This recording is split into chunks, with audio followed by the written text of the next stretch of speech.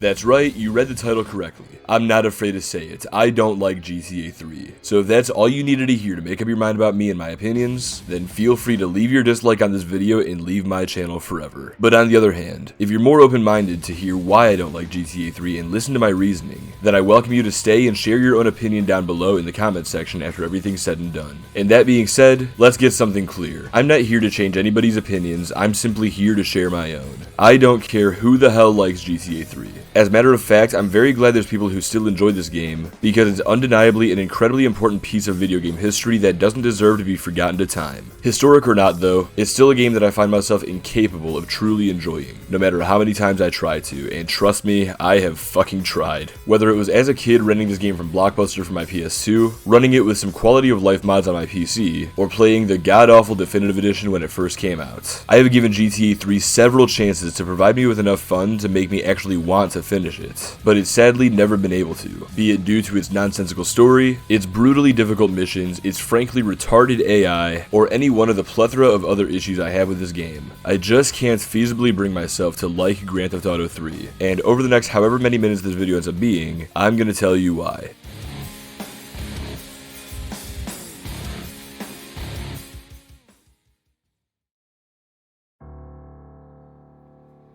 Okay, let's start things off with what I consider to be the worst story of any non-2D GTA game. In GTA 3, we play as a mute protagonist named Claude, who, in the opening cutscene of the game, gets betrayed and straight up shot in the face with 2 pistols by his girlfriend of 9 years for reasons. And by the end of the story, we end up taking our revenge on her. That doesn't sound like a bad concept for a story, but much like how people say that it's about the journey rather than the destination, it's all the stuff that happens between these two events that I take issue with. So after he gets betrayed and subsequently arrested, Claude is put into a transport van with a couple of other criminals. But then some gang shows up to commit an act of terrorism. Geez, not even a parody of New York is Safe in 2001, huh? And they bust one of the criminals out. Claude and the other prisoner use this chance to say, fuck it, we ball, or rather we 8-ball in this case, and get the hell out of there. Okay, that's an interesting start that required a fair bit of luck for our protagonist, but I've got nothing against the idea of things occasionally just working out as long as it doesn't get out of hand. So far, we're good in that aspect. Moving on from here, 8-Ball introduces us to a pimp who works for the Leone Mafia, and we do a few missions for him in exchange for some cash. That pimp then introduces us to the son of the Leone Mafia's Don, and we do a few missions for him in exchange for some cash. Then, the son introduces us to a Leone Capo, and we do some missions for him as well in exchange for some cash. Starting to notice a trend here. Finally, we meet the Don himself, Salvatore Leone. After only a few missions that we do in exchange for some cash, it looks like Claude's already going to become a made man of this mafia family. And around this point, the story is really starting to build some momentum as we have a run-in with our ex-girlfriend Catalina, and end up thwarting some of her plans. Though, as cool as it is to tie the main antagonist back into the story in such a casual and realistic way, this doesn't feel so much like we're combating her plans for the sake of revenge. Rather, it feels like we're only doing this because Salvatore asked us to. Regardless, it's at this point that Maria, Salvatore's woman who hit on Claude a few missions ago, randomly decides to tell Sal that she and our protagonist have hooked up because she's just fucking crazy, I guess. That makes Salvatore try to kill Claude, forcing us to go with Maria to seek asylum from this Yakuza lady Asuka, or Asuka as they pronounce it, as we escape to the second island, Staunton. Okay, so just like that, we go from working for the Mafia to working for the Yakuza. Whatever, I guess this could be a pretty cool twist, but it's just a shame that when most people think of organized crime in New York City, I imagine they'd think of that of the Italian variety as opposed to the Japanese, but it's fine. A Yakuza story can still be intriguing, so I'll keep an open mind. Maybe we'll get to see some great big war between these two criminal factions as they each attempt to get an upper hand against, we're just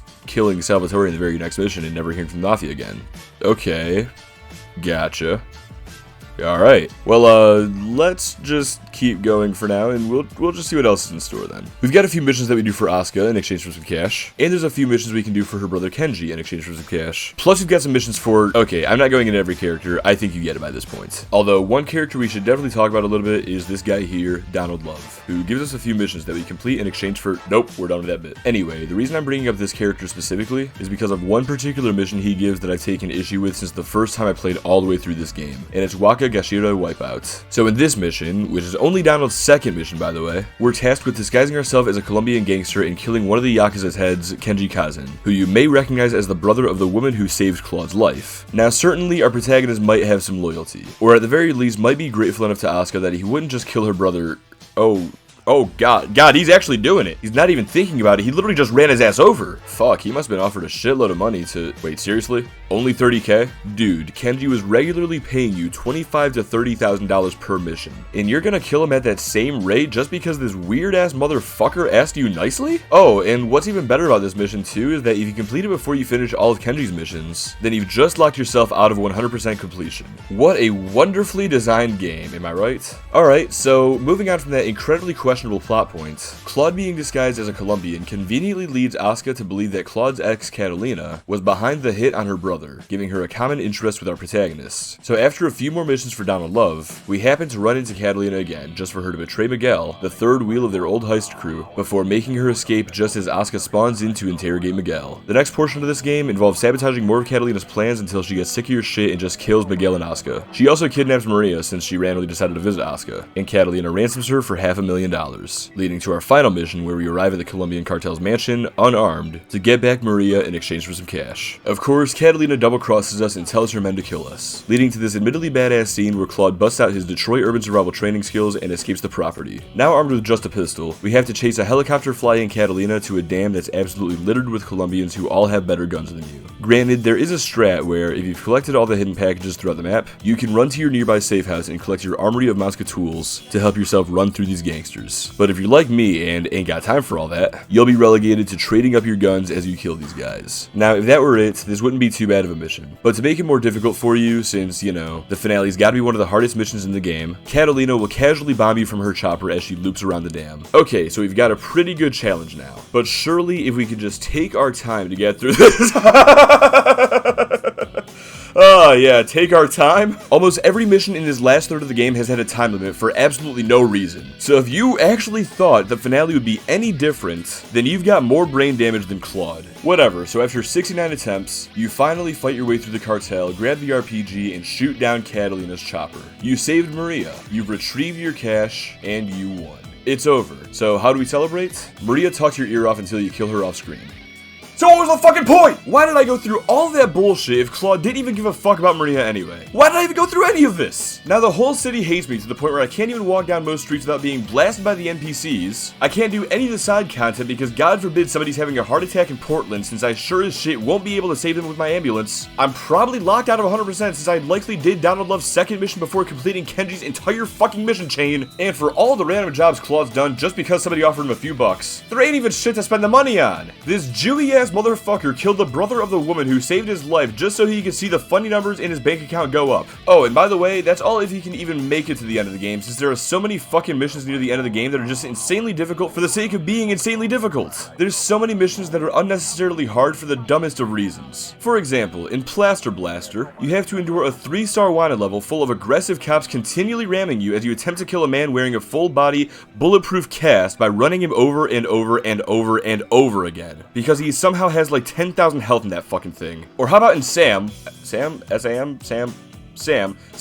where you have to go out to the airport, wait several minutes, and fire rockets at this plane to take it down, and if you miss, you go all the way back to the start of the mission and wait out that whole timer all over again. And speaking of timers, all I have to say is Espresso to Go, one of the most notorious missions in all of Grand Theft Auto. On paper, it's pretty simple. Just run around town, find these drug stands, and destroy them. However, when you factor in the lack of a pause menu map, the fact that these things only appear on your radar when you're near them, and add the completely unnecessary and strict countdown clock that does nothing but artificially inflate this mission's difficulty, put it all together and you have a mission that I'm sure gave other players nightmares similar to the ones that Wrong Side of the Tracks in San Andreas gave me. I could go on about the sadistic mission design of the last arc of this game, but the less I remind myself of its horrors, the less PTSD I have to deal with, so let's circle back a bit to the story itself. As I said before, the start of this game showing us Catalina's betrayal, and our finale of exacting revenge upon her is a good premise for a story, but it's our journey to that destination that I take a lot of umbrage with. After the betrayal, we start off finding our way into the Mafia, only to switch up and join the Yakuza, then to go off the rails by working for some rich asshole who tells us to start a gang war between the Yakuza and the cartel, and then we go back to working for the Yakuza against the cartel, which happens to be run by Catalina, which ultimately leads to our revenge. Along the way, we take every job offered up by any jackass with a few $1,000s to spare, no matter how it may affect the contacts we made already, and in the end, it just happens that we end up killing Catalina. Like, it seriously feels like Claude just accidentally his way through the town until we achieve our end goal by sheer luck and circumstance, at which point the story can finally end. I'm sorry to those of you who think this is a good story, but I just can't understand why. Maybe one of you will nicely explain GTA 3's plot down in the comments to help me understand the story better than the actual game did, because throughout my several playthroughs of this title, I seriously just cannot figure it out. One last thing that I can't stand is how we play as a mute sociopath who definitely suffered some moderate to severe brain damage after being shot in the face. I know there are some people who will defend the idea of a mute protagonist as it can make it easier for the average player to identify with their main character, since you can essentially self-insert your own personality upon him. But when you compare Claude to the other GTA protagonists of this era, I personally believe he gets outshined in almost every aspect. Whereas the mute persona of Claude is one who wanders around Liberty City aimlessly and takes jobs from anybody and everybody with no real purpose, characters like Tommy Vercetti and Carl Johnson actually do what they feel they must do for their and their friends' survival. Not to mention, the latter two's charisma, especially Tommy's, makes them incredibly memorable, while Claude's best attribute in this regard is his leather jacket. Sorry again to those of you who love this game, but as I've been saying, its story and its protagonist just do not work for me. But I understand that plenty of you may not care about the story and are just here for the absolute mayhem GTA 3 allows you to cause. I get it. When I was a kid, I never cared too much for San Andreas' story and was always captivated by the amount of cheat codes I could screw around with, or I was enthralled with the game's two-player mode. I understand that many of you could give a rat's ass about the story, but will die on the hill that GTA 3's gameplay and features are what makes this game so incredibly fun. So let me bulldoze that hill next.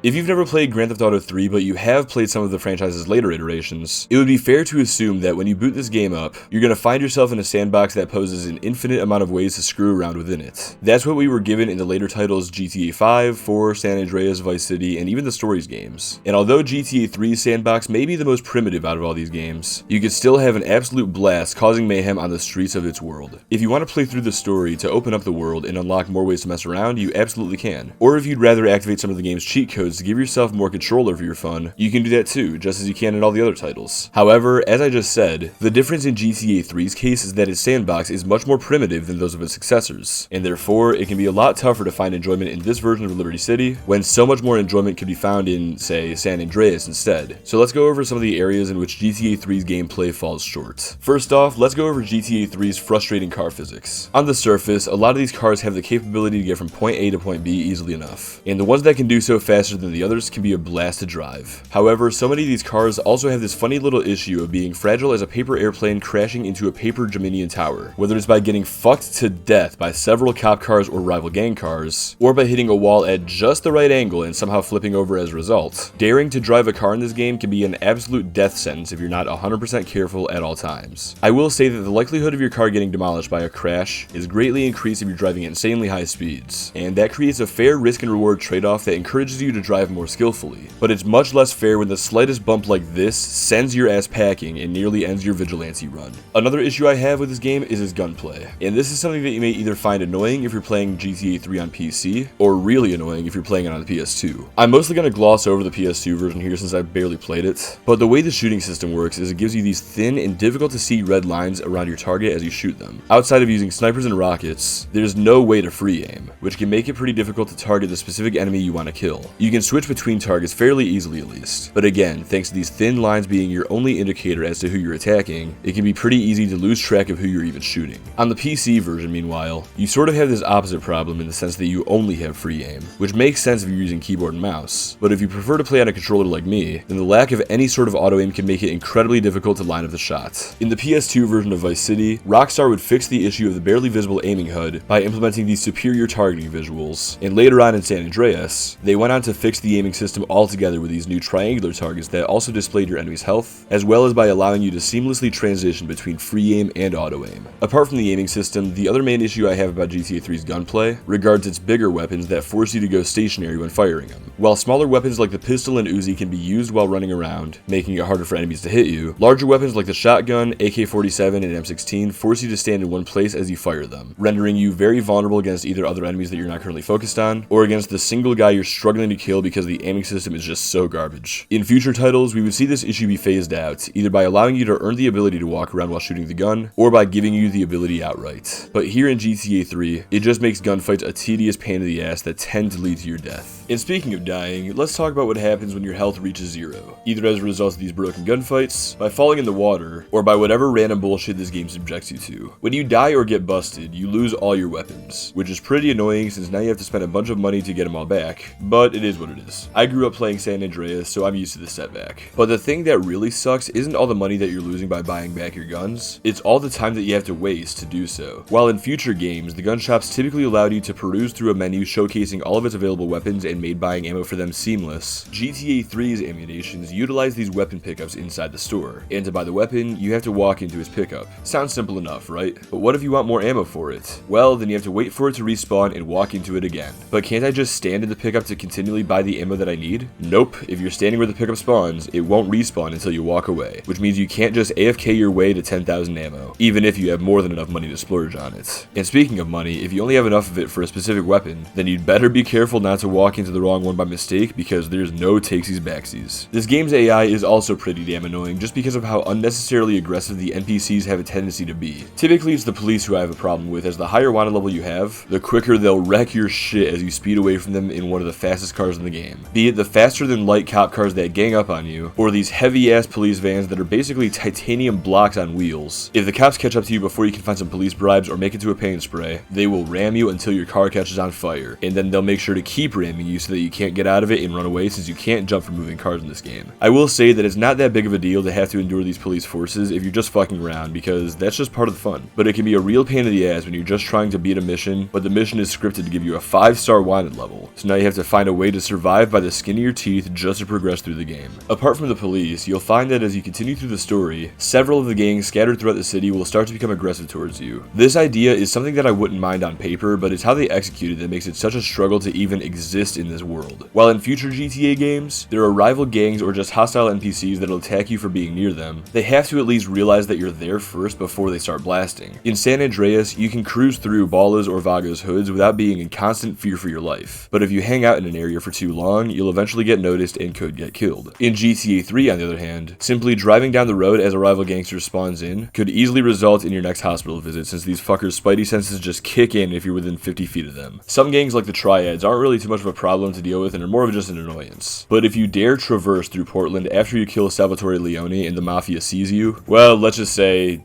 it's on site. While I'm on this topic, I want to bring up how during my most recent playthrough of GTA 3, I went ahead and did a lot of the side content, including the optional payphone missions. And if you're a fool like me and complete Staunton's payphone missions before the end of the game, then you've just made the game even more difficult for yourself, since finishing these missions turns the Yardies gang hostile. Oh, and also, the whole NPCs having a sixth sense and shooting at you thing doesn't stop at the gangs, but extends to the police as well, since they aren't afraid to just spawn in and take a few pot shots at you from the sidewalk while their colleagues are pursuing you on the road. This mechanic was removed from the police in Vice City since it clearly wasn't fun, but instead of giving those pedestrian cops nothing to do, Rockstar gave them the ability to throw spike strips out in the road to try and pop your tires, thus making your police chase more challenging as you become forced to skillfully evade their stingers, which I love so much more than knowing that my car is just going to keep on taking damage from these assholes no matter what the hell I do. There's so much more I could go into, but at that point, I feel like I'd just be nitpicking at a bunch of small things that just added to my overall negative experiences I've had playing this game. Things like the lack of a pause menu map, Shoreside Vale's piss poor road layout, more AI bullshit, and whatever else that I can't even bring myself to remember right now. Besides, I think you get the point by now that I just do not like this game. And before anybody says skill issue, I've beaten this game multiple times. I've even gotten better at it each time that I played it, and I actually beat it recently with relative ease. So it's not a skill issue, it's an enjoyment issue. It's a lack of fun issue. Or rather, it's an I could be having so much more fun playing just about any other game issue. I'm getting a bit ahead of myself here, but I hope you see what I mean. I'll get back into my exact issue with this game in a moment, but before I get there, I just want to add a brief chapter here to give GTA 3 credit where it's due.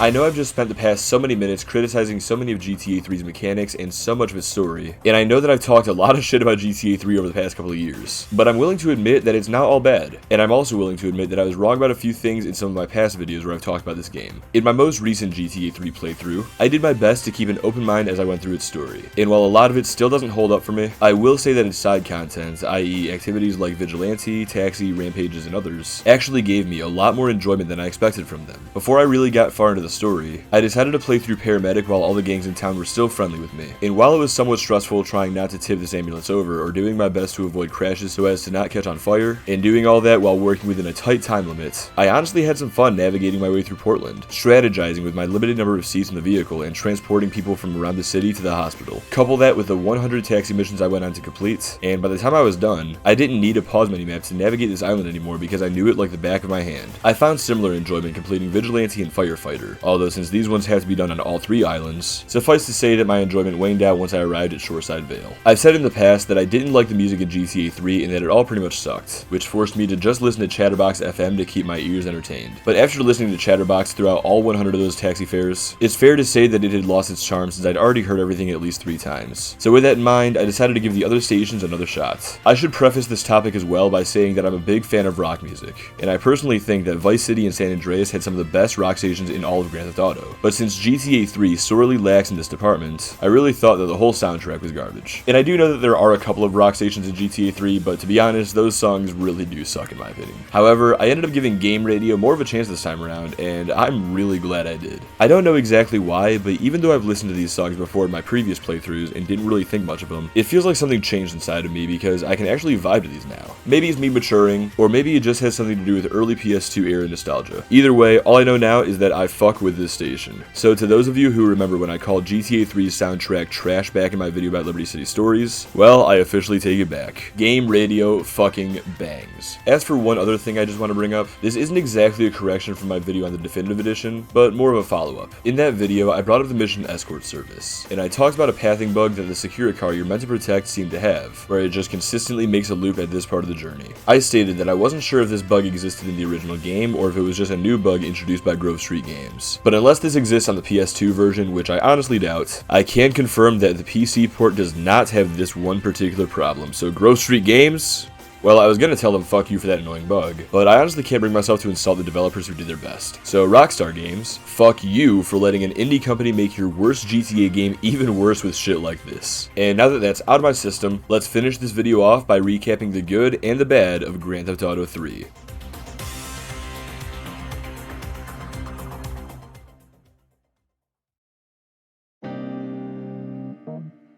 It's undeniable that Grand Theft Auto 3 is a key title in the history of video games. Without GTA 3, we don't get the franchise's future titles. We don't get Rockstar Games' other titles like Bully or Red Dead Redemption. We don't get franchises from outside of Rockstar like Saints Row or Watch Dogs. We don't get the 3D open world genre that we know and love today, so I will absolutely give Grand Theft Auto 3 its flowers by saying that I respect what it accomplished. And I know that in 2001, this was probably the greatest video game anybody had ever seen. And there's an absolute ass load of people who played this game back then that still love it to this very day. But the fact is, only 1 year later, its sequel came out, and it was better than it in almost every way. Then 2 years after that, Rockstar produced another sequel that blew the last 2 games out of the water. And in 2008, they did it again. And in 2013, they did it again. And in 2025, allegedly, they're gonna do it yet again. And while those of you who grew up with GTA 3 may feel a rush of nostalgia whenever you boot it up again, I don't have that rush. While you may launch the game, load up in Portland, and feel all the memories of all the mayhem you caused all those years ago come flooding back in, when I load into Portland, I just drive 8-Ball to the hideout, take him to Luigi, and continue on with the story. Maybe I'll cause some chaos along the way, but if I really want to do that, I can just do it in San Andreas or GTA 5 instead. The only reason I have to play GTA 3 in the year 2024 is just to experience its story, because I have no attachment to this game. It doesn't do anything better than its successors, it does everything worse. Be it its driving physics, its gunplay, its AI, its menus, or its story, it's all outdated and inferior to the titles that succeeded it, and there's nothing wrong with that. As a matter of fact, I think there would be something wrong if GTA 3 was still a good game today, because that would mean that Rockstar's future titles didn't improve as well as they did. GTA 3 served its purpose by being one of the first 3D open-world video games and laying the groundwork for future iterations of this new genre. To do that, there had to be risks, and there had to be experimentation. Not all of these risks and experiments panned out in the final product, but a lot of them did, and the things that worked were perfected in later titles, while the things that didn't were ironed out. Because of that, in comparison to games of its time like Vice City and San Andreas, it's an okay game. But compared to games of the modern day like GTA's 4 and 5, it's a bad game. Or at the very least, it's a game that I don't enjoy playing. I'm sorry if you don't like that, but it's the truth. I don't like Grand Theft Auto 3, but that's okay, because even if I don't, that doesn't mean you can't. I know I just spent like 20 minutes or so tearing this game apart, but honestly, who fucking cares, dude? Why does my opinion matter? I'm just some random dude on the internet who you're never gonna meet, so do you really think you feel the need to insult me? And oh, okay, apparently you do. Alright, well, yeah, you can't please everybody, can ya? So I'm just gonna go ahead and take my own advice and not give a fuck about what any of you think either. As I said at the start of this video, I'm not here to change anybody's opinions, I am just simply here to state my own. So if you and I disagree about GTA 3 being a fun game, then just respectfully tell me down below in the comment section why it is that you love this game so much. Genuinely, I'd like to know, because I love reading you guys' comments whether or not you agree with me. Or if you also don't like GTA 3, then feel free to tell me why too. Either way, the entire point of this video was just to explain why I feel the way I do about GTA 3, since to this fucking day, I still get people commenting on my Definitive Edition video and my Liberty City Stories video telling me I have a damn skill issue when that's not even the case at all, dude. As I said, I've beaten this game quite a few times, so I really don't think it's a skill issue. It's literally just an issue of me not enjoying the game, which is the message that I've tried to convey here. So hopefully I was able to get through to those people, and oh god, he's really going in there, isn't he? Well, as long as it doesn't cross any boundary. Oh my god! Okay, I'm finally done bitching about this game, and I'm finally done bitching about the hate comments. This is a video that I've wanted to make for a while, because those comments have been building up for almost 3 years now, and I felt the need to set the record straight for a long time, so hopefully this does that. Of course I know it won't though, because the people who write those kinds of comments won't have made it this far into the video anyway, but isn't it nice to dream? But now that I'm done with all this, I'm finally ready to put this game and the hate behind me and talk about literally anything else. Maybe I'll talk about Vice City next, or maybe I'll swing back around to one of the Stories games. Or speaking of stories, perhaps I'll take another crack at a GTA 4 prequel. I've had quite a few ideas after all, so maybe I'll tackle that topic again soon. Hell, I might even go outside of my GTA comfort zone and talk about something like sleeping dogs, who knows. But whatever I choose to talk about next, be sure to hit that subscribe button if you haven't done so already, so that you get notified whenever my next video comes out. And if you enjoyed this video, feel free to hit the like button and share it with some of your friends. Other than that, I think I'm done here. Thank you all so much for watching, and I hope you each have a blessed day. This is your boy Doug the Dog 6, and I am signing off. You guys take it easy, and I will see you all in December.